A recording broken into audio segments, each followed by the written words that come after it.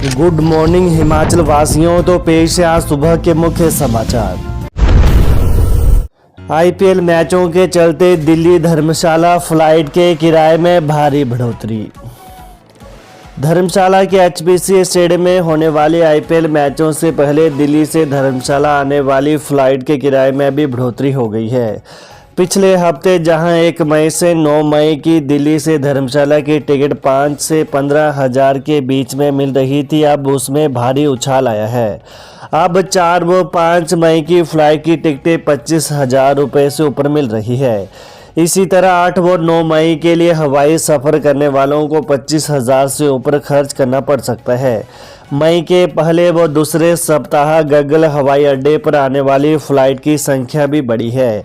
मई के दौरान गग्गल हवाई अड्डे में 6 से 7 फ्लाइट दिल्ली से धर्मशाला के लिए प्रस्तावित है। वहीं कुछ फ्लाइट में अभी भी किराया 6 से 15 हज़ार रुपये है। अंतर्राष्ट्रीय फेस्टिवल में प्रदर्शित की जाएंगी फिल्म मारा, मुख्य भूमिका में हैं हिमाचल के ये कलाकार। फिल्म मारा जल्द अंतर्राष्ट्रीय फिल्म फेस्टिवल में प्रदर्शित की जाएगी। इस फेस्टिवल में प्रदर्शित करने के बाद इसे अन्य प्लेटफॉर्म पर रिलीज़ किया जाएगा। 2 घंटे की इस फिल्म की शूटिंग पूरी हो गई है और अब फिल्म के बैकग्राउंड म्यूजिक व अन्य टेक्निकल पहलुओं पर कार्य किया जा रहा है। इसे जून माह में रिलीज़ किया जाएगा। इस फिल्म की पूरी शूटिंग हिमाचल प्रदेश के शिमला, मनाली व सिसु में हुई है। इस फिल्म में मुख्य भूमिका में शिमला की दामिनी भारद्वाज और सोलन के अक्षय शर्मा है। दामिनी भारद्वाज इससे पहले फिल्म विलीना में नजर आई थी। दोनों के कलाकारों के बेहतरीन अभिनय को देखते हुए फिल्म मारा के निर्माता व निर्देशक ने उन्हें इस फिल्म में अभिनय करने का मौका दिया है।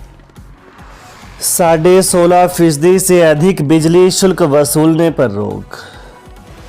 हाईकोर्ट ने प्रदेश में स्थापित बड़ी और मध्यम औद्योगिक इकाइयों से 16.5% से अधिक इलेक्ट्रिसिटी ड्यूटी वसूलने पर रोक लगा दी है।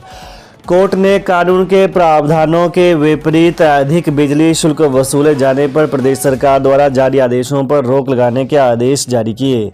मैसर्स WBN इंडस्ट्रियल एसोसिएशन द्वारा दायर याचिका की प्रारंभिक सुनवाई के पश्चात हाईकोर्ट ने यह आदेश पारित किए। प्रार्थी संस्था के अनुसार 1 अगस्त 2015 से बड़े औद्योगिक उपभोक्ताओं और मध्यम औद्योगिक उपभोक्ताओं के संबंध में बिजली शुल्क 11% तय किया गया था। 1 सितंबर 2023 को जारी अधिसूचना के तहत इसे बढ़ाकर 17% और 19% तक कर दिया गया है। स्कूल शिक्षा बोर्ड आज घोषित कर सकता है 12वीं का परीक्षा परिणाम। हिमाचल प्रदेश स्कूल शिक्षा बोर्ड की 12वीं कक्षा का परीक्षा परिणाम आज घोषित हो सकता है। रिकॉर्ड समय में रिजल्ट घोषित करने के लिए पिछले कल छुट्टी वाले दिन भी बोर्ड के कर्मचारी तैयारियों में जुटे रहे। शिक्षा बोर्ड ने मार्च में 2,258 परीक्षा केंद्रों पर परीक्षाओं का आयोजन किया था, जिसमें करीब 85,000 परीक्षार्थियों का परीक्षा के लिए पंजीकरण हुआ था। 4 अप्रैल से उत्तर पुस्तिकाओं का मूल्यांकन कार्य शुरू कर दिया गया था। ऊना में खड़ी स्कूटी से टकराई बाइक, 2 युवकों की मौत और 1 घायल। ऊना थाना सदर के अंतर्गत बहडाला गांव में पिछले कल शाम के समय हुए भीषण सड़क हादसे में 2 युवकों की मौत हो गई, जबकि 1 युवक घायल हो गया। युवक बाइक पर सवार होकर नंगल से ऊना की ओर आ रहे थे। इसी दौरान उनकी बाइक सड़क किनारे खड़ी एक स्कूटी से टकरा गई। मृतकों की पहचान संतोष 23 वर्षीय पुत्र रामवीर निवासी बदायूं उत्तर प्रदेश और विपिन के तौर पर हुई, जबकि सुरेश 28 वर्षीय निवासी बदायूं उत्तर प्रदेश इस हादसे में गंभीर रूप से घायल हो गया। जानकारी के अनुसार संतोष अपने 2 दोस्तों विपिन और सुरेश के साथ पिछले कल किसी जरूरी काम के सिलसिले में नंगल गया हुआ था। शाम करीब 4 बजे नंगल से लौटते समय बहडाला में एक नाम होटल के सामने उनकी बाइक सड़क किनारे खड़ी एक स्कूटी से तेज गति में टकरा गई। टक्कर इतनी जोरदार थी कि स्कूटी और बाइक के परखच्चे उड़ गए। वहीं स्कूल का मालिक पास में ही डिवाइडर के पास खड़ा होकर फोन पर किसी से बात। अनुराग का दावा, प्रदेश में खिलेंगे चारों कमल। केंद्रीय सूचना एवं प्रसारण और युवा एवं खेल मामलों के मंत्री अनुराग सिंह ठाकुर ने कहा कि हिमाचल प्रदेश से भाजपा की सरकार जाने के बाद यहां सारे विकास कार्य ठप पड़े हैं। भाजपा जो विकास कार्य शुरू कर गई थी, कांग्रेस ने उसे रुकवाने का काम किया है। राज्य हो या देश, कांग्रेस सदैव विकास की गाड़ी को रिवर्स गियर में ले जाती है।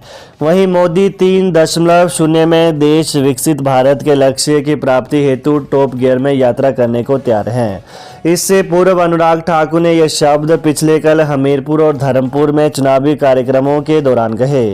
केंद्रीय मंत्री व हमीरपुर संसदीय क्षेत्र के भाजपा प्रत्याशी अनुराग ठाकुर ने कहा कि प्रधानमंत्री नरेंद्र मोदी की गारंटी ही भाजपा की गारंटी है।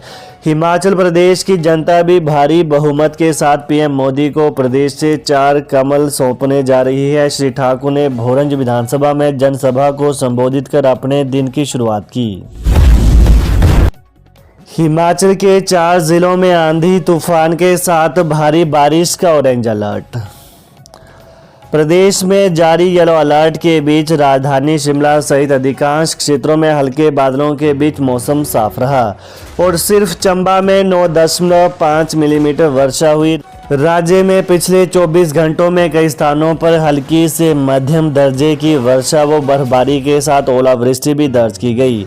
कोकसर में 11 व हंसा में 5 सेंटीमीटर बर्फबारी हुई, जबकि रामपुर बुशहर में 4, कुमारसैन, कटौला, शिमला, चंबा, मशोबरा व नारकंडा में 3-3, सलूनी, शिलारू, खीरी व गोहर में 2-2, डलहौजी, ठियोग, सराहन, पंडोहो, कोठी, बिजाही, वांगतू, सुंदरनगर, कोकसर, पूह, सांगला व रोहड़ू में 1-1 मिलीमीटर वर्षा रिकॉर्ड की गई। शिमला, सोलन, सुंदरनगर व सिराज में ओलावृष्टि हुई। पिछले कल प्रदेश का अधिकतम तापमान बिलासपुर में 35.8 डिग्री, शिमला में 22.6 डिग्री रहा। अधिकतम तापमान में सामान्य से औसतन 2.8 डिग्री की वृद्धि हुई है। क्या चाहिए, टाइम पास अभिनेता या समर्पित नेता? मंडी संसदीय क्षेत्र से कांग्रेस प्रत्याशी विक्रमादित्य सिंह ने कहा कि चुनाव विधानसभा का हो या लोकसभा का, कांग्रेस मुद्दों पर लड़ती आई है, लेकिन भाजपा ने हमेशा छल कपट, धनबल और लोगों को गुमराह करते हुए चुनाव लड़ा है। कांग्रेस ने जो वादे जनता से किए थे वे सब 15 महीनों में पूरे कर दिए। पिछले कल पद्धर और जोगिंद्रनगर में आयोजित जनसभा को संबोधित करते हुए उन्होंने कहा कि अब मंडी क्षेत्र की जनता को तय करना है कि उन्हें अपनी सेवा के लिए टाइम पास अभिनेता चाहिए या फिर समर्पित नेता चाहिए। उन्होंने कहा कि भाजपा प्रत्याशी को न प्रदेश के इतिहास की समझ है और न देश के इतिहास की जानकारी है।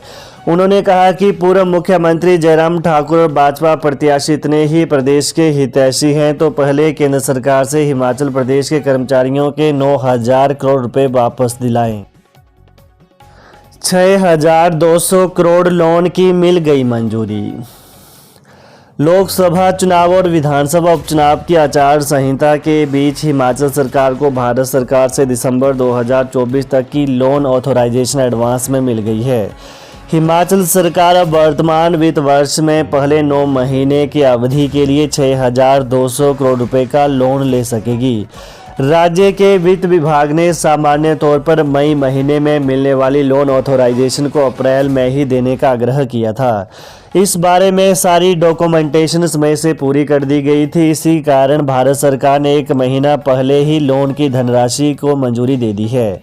अब राज्य सरकार को यह अनुमति मिल गई। इसके बाद दिसंबर 2024 तक काम चलाने को 6,200 करोड़ का लोन लेने के लिए अलग अलग मंजूरी लेना जरूरी नहीं है। तो ये है सुबह की प्रमुख खबरें। धन्यवाद।